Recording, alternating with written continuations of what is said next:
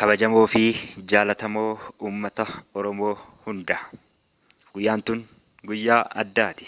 Waxabajjii 29 guyyaa goota keenya jaalatamaa Haacaaluu Hundeessaa itti dhabne. Guyyaan tun guutuu Oromiyaat irratti akka addaatti yaadatamti. Guyyaan tun guyyaa itti dukkanoofte, guyyaa dhiira dhabne, goota dhabneedha. Yaa uummata ko, mee guyyuma tana irratti xiyyeeffadheen yaadannoo Haacaaluu Hundeessatiif walaloo gabaabduu takka barreesse na hordofaa. Mata dureen walaloo tiyyaa Hacee jetti. Hacee koo, hacee koo, hacee ilma dhiiraa, goota onneen sibiilaa. Har'as yaadanna seenan kee hin jira nu biraa. Ati yoomuu hin duutu, yoomuus hin dagatamtu, onnee keenya keessaas hin irraanfatamtu.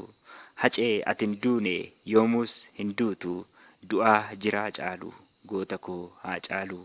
Du'aa jiraa caalu goota koo Haacaaluu. Jirtuu jette hacee, jiruu maalit jirraa?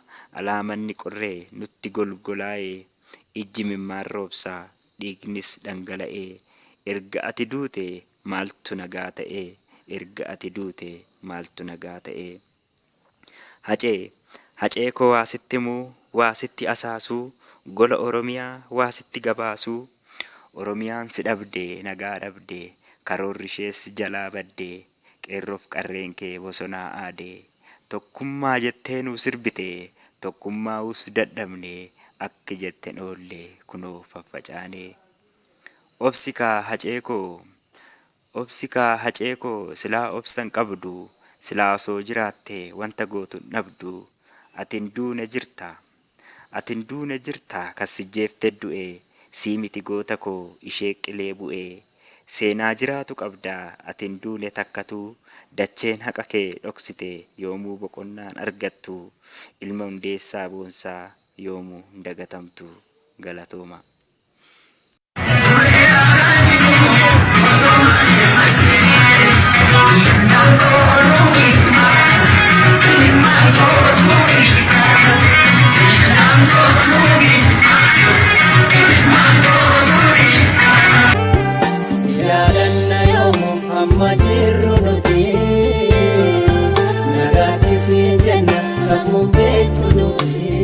Bubate keessa garaako, sidamne kaayaa jeeko, goota guyyaa gaafa tiiki, qeerransoo gaafa giiti, dhiira guyyaa gaafa roorroo, sidamne kaabanne wayyoo, sidamne kaabanne wayyoo, otoon sirbuu wanna bu'aa, Haacaaluu koo yaadadhee, keessa koo na boba'aa, keessa Urse gannaalee, urse gibee, urse gannaalee, urse gibee, ate ko eegendata.